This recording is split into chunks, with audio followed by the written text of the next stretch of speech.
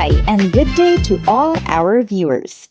Today, we will be discussing another topic, which is all about inclusive leadership. Share your thoughts on the comment section as we go along. This is Dr. Vinajin B. Maghinay, your Human Resource Management Officer. Let's begin. Today's discussion will revolve around understanding inclusive leadership, the core principles of inclusive leadership, which includes diversity, equity, inclusion, and belonging, and the role of leaders in promoting inclusion. Let us first understand what inclusive leadership really is. Inclusive leadership involves creating an environment where all individuals feel valued, respected, and empowered to contribute. It requires leaders to embrace diversity and leverage it for organizational growth. Now let's differentiate diversity and inclusion. When we say diversity, it is the range of human differences, including but not limited to race, ethnicity, gender, sexual orientation, age, social class, physical ability or attributes, religious or ethical value system, national origin, and political beliefs. While when we say inclusion, it is when the members of an environment feel that they are valued, respected, and included regardless of their background or identity.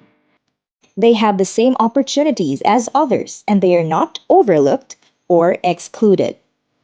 This means to say that in a group, it should be a mix of smart and average people, those who are creative and those that are not much. There should be a singer, dancer, kind, strict, and all other opposites, and this set of people should feel that their uniqueness matters and that they are acknowledged. The leader should exercise the appropriate positioning of people.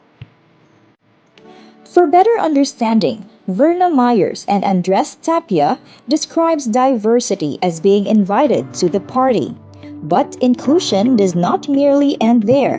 When you are asked to dance, that is when inclusion comes in. Another one is in diversity, it is purely a mixture, while inclusion is making the mix work. It's like taking advantage of the uniqueness of each individual and creatively combining everything to achieve a desirable outcome. Diversity and inclusion foster innovation, enhance team performance, and improve employee satisfaction.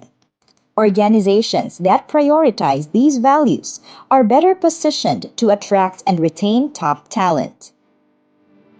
Now we see this illustration on the core principles of inclusive leadership, which involves diversity, equity, inclusion, and belonging, or the DEIB.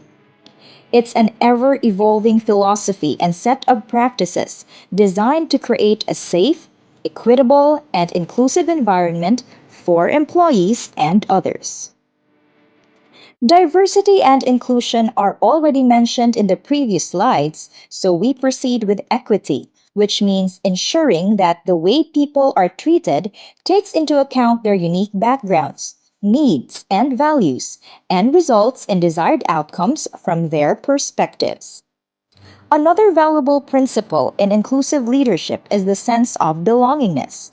It is an individual's sense of feeling safe and being accepted and valued members of the community. DEIB is becoming increasingly important in corporate and workplace settings as companies recognize the need to create a culture of acceptance and respect to succeed in today's global economy.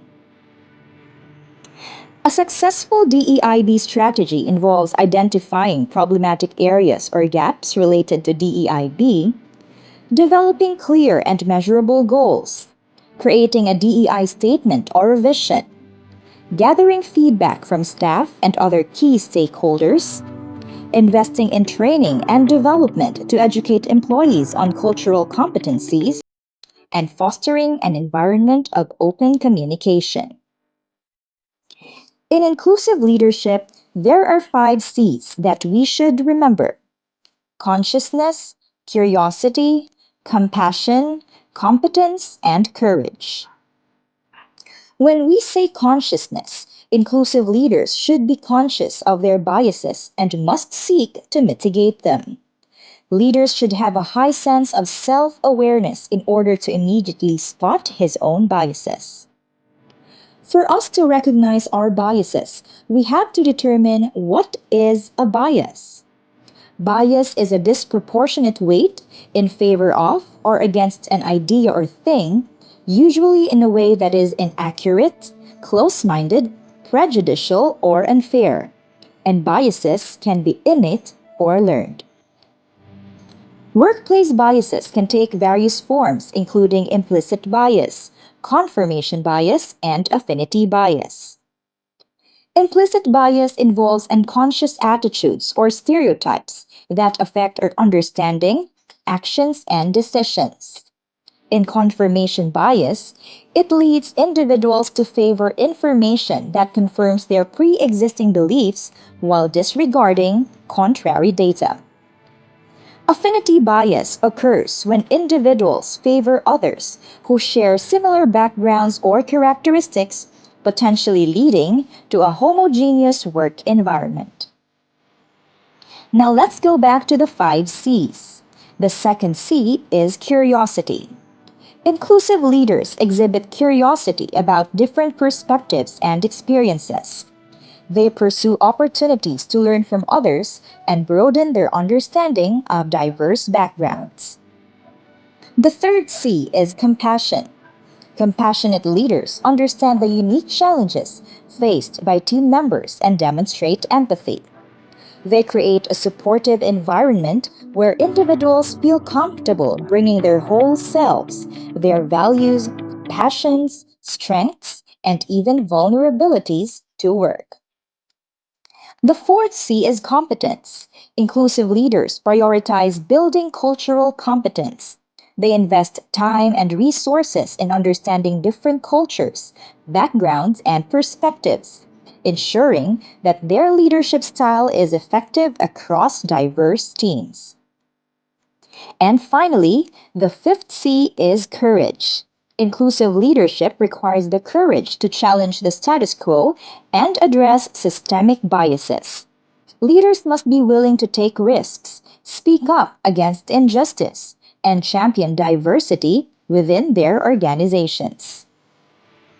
Now we proceed to your role as a leader in promoting inclusion. For you to be able to promote inclusion, you need to foster open communication.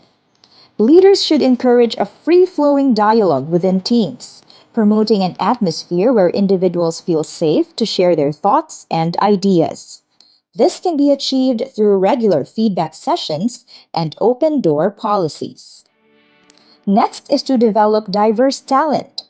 Organizations must implement recruitment strategies aimed at diversifying the talent pool. This includes creating partnerships with diverse organizations and offering mentorship programs that support underrepresented groups. As a leader, you also have to create an inclusive culture. An inclusive culture can be cultivated by establishing values that promote respect and belonging. Training programs focused on unconscious bias and diversity awareness help reinforce an organization's commitment to inclusivity. Now, let me ask you, with everything that has been discussed, are you an inclusive leader? To end this discussion, let me leave you with these words from Thais Compoint, which says, inclusive leadership is not a destination. It's a journey that requires humility, curiosity, and courage.